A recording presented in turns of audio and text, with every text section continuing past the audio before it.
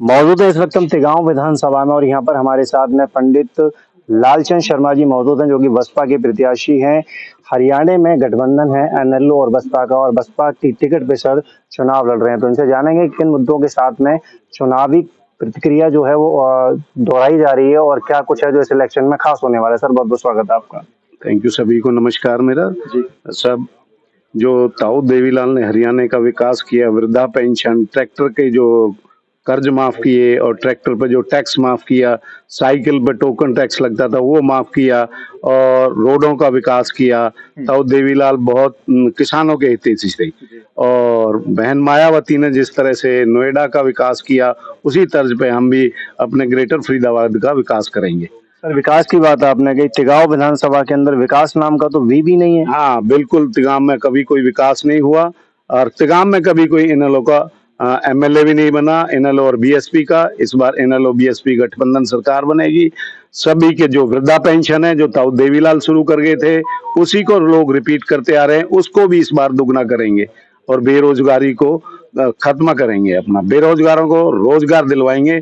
फिर जो जिस तरह का भी रोजगार हो, कोई इंडस्ट्री लगाए, वर्कशॉप लगाए या किसी तरह का भी काम करेगा उसको उस तरह का प्रोवाइड कराएंगे। किन मुद्दों के साथ में इस बार चुनाव लड़ा जा रहा है या यूं कहें कि रणनीतियां तैयार की जा रही हैं? रणनीति तैयार की जा रही है। सबसे पहले तो वृद्धा पेंशन को डबल कराएंगे। दूसरी बात, हम बेरोजगारों को रोजगार दिलवाएंगे। अपने यहाँ बड़ी मदर यूनिट इंडस्ट्री लेके आएंगे। इसमें एमटीए में जैसे आईएमटी में मदर यूनिट है उसको लेके आएंगे। अपने इलाके में तिगांव विधानसभा क्षेत्र में मदर यूनिट लगवाएंगे। रोडों को विकास कराएंगे, रोड टूटी पड़ी हैं और हाउस टैक्स जो है जो डबल लग रहे हैं, पानी का बिल माफ कराएंगे, बिजली का बिल माफ कराएंगे। हर स्टेट में बिजली का बिल माफ हो रहा है, सिर्फ अपने इस स्टेट में नहीं है। अगर हमारी सरकार आई तो बिजली का बिल पे भी सोचा जाएगा और माफ कराया जाएगा। बड़े बड़े दावे हैं, बड़े बड़े बातें हैं सर नेताओं की तरफ से, और अगर धरातल पर देखा जाए तो काम बिल्कुल शून्य। ऐसा क्यों? नेताओं ने बहुत बहुत वादे किए, सिर्फ बीजेपी सरकार ने घोषणाएं की, घोषणाओं के बाद कुछ कोई काम धरातल पे नहीं किया। घोषणा करते गए, पत्थर लगाते गए, बीजेपी सरकार ने कोई काम नहीं किया। जीत के बाद प्रायोरिटी किन मुद्दों पर रहेगी? जीत के बाद सबसे पहले वृद्धा पेंशन, बेरोजगार और अपने हल्का का विकास। क्या लगता है, मतलब ये जो चुनाव है, विधानसभा चुनाव है, आप प्रत्याशी हैं, राह सुगम है, कठिनाई अभी बाकी है? अभी कठिनाइयां हैं, कठिनाइयां आएंगे। लोग बैठे हुए हैं, कुंडली मारे बैठे हुए हैं। बहुत लोग अपना वर्चस्व समझते हैं कि हमारा ही है और कोई चुनाव नहीं लड़ेगा। गरीब बच्चा है, जमीन से उठ के आया है, बिल्कुल डाउन टू अर्थ है, मतलब बिल्कुल जमीन से। हमने इसी गांव में खेले हैं, कूदे हैं, यही नंगे नहाए हैं, इसी इलाके में रहे हैं। सब हमें नीचे से ऊपर तक सभी का पता है कैसे विकास कराना है, कैसे काम कराना है, कैसे रोजगारी दिलवानी है और कैसे गुंडों से राहत दिलवानी है। तो कैसा, मतलब समर्थन, साथ, सहयोग जनता का आपको मिल रहा है? जनता का सहयोग, जनता की वोट से ही ताकत मिलती है। जनता ही सब कुछ है। आज लोग गनमैन लिए घूमते हैं 10-10 आगे पीछे, और अगर तुम खुद सुरक्षित नहीं हो, तुम गनमैन लेके घूम रहे हो।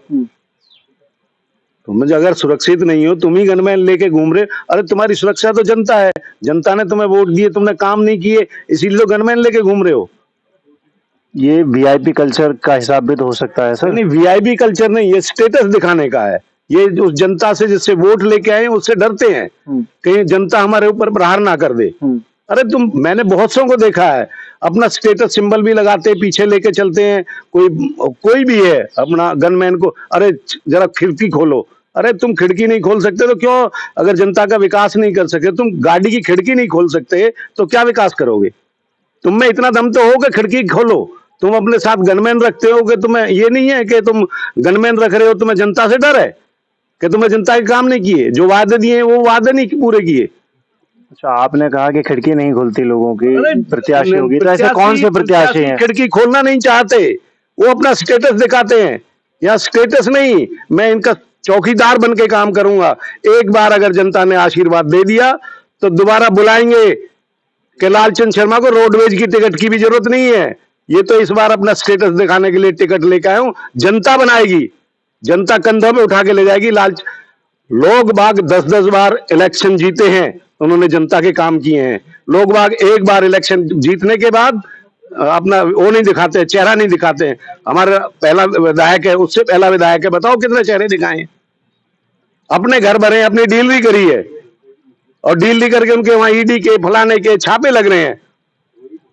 सर आपने नाम नहीं बताया कि प्रत्याशी कौन से हैं जो खिड़की नहीं खुलती। समय आने पर आपको सब पता चल जाएगा। डेली सीबीआई की और उसकी न्यूज देखो, कोर्ट देखो, कौन कौन कोर्ट के चक्कर लगा रहा है, कौन कौन ईडी के गिरफ्त में आ रहा है। सबने अपने घर भरे। ये लालचंद शर्मा ने इसी गांव में नंगे नहाए हैं, खेले हैं, कूदे हैं, यही कटेड़ा काट के, यही कुट्टी काट के, यही घास चरा के यहाँ से बड़े बने। भैंसों को रखा है, गायों को पाला है, यही डेयरी बनाई है। सर आवारा पशुओं की समस्या बहुत है। आवारा समस्याओं के एक बार लालचंद शर्मा को आने दो। आवारा सब पशु आपको देखने को मिल जाए तो ब्राह्मण मत कहना। पंडित लालचंद शर्मा जी हमारे साथ में मौजूद थे। तमाम सारी बातें इन्होंने करी हमसे। बसपा के प्रत्याशी हैं, तिगांव विधानसभा से जोर आजमा रहे हैं, अपनी दावेदारी ठोक चुके हैं। कैमरा पर्सन सुधा तिवारी के साथ मैं गिरीश कुमार, 10 न्यूज नेटवर्क, फरीदाबाद।